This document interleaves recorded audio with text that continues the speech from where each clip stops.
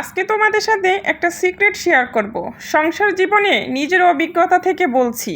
এখানে আমি আজকে ছোলা ভাজি করব ইফতারের জন্য। আর এটা ভাজি কিভাবে করলে বেশি টেস্ট হবে, মুড়িটা মাখালে অনেক বেশি মজার হবে, সবাই মিলে তৃপ্তি করে খেতে পারবে, সেটাই শেয়ার করব। এখানে আমি প্রথমে দিয়ে দিয়েছি পেঁয়াজ বাটা, ওইটা রসুন বাটা, তারপর এখানে আলু দিয়ে এটা একসাথে বেজে নিলাম। বেজের মধ্যে একটু হালকা এটাকে বেজে নিতে হবে, তাহলে কিন্তু আলুটা খেতে খুবই ভালো লাগে। এর মধ্যে একটু টমেটো কুচি করে দিয়ে দিবে, কাঁচামরিচ ফালি দিয়ে দিবে। আর এখানে যে আমরা গুঁড়ো হলুদ মরিচ লবণটা দিই, এটা কিন্তু পেস্ট করে দিতে হবে। পেস্ট করে দিলে কিন্তু সেটা আরও বেশি মজার হয় খেতে।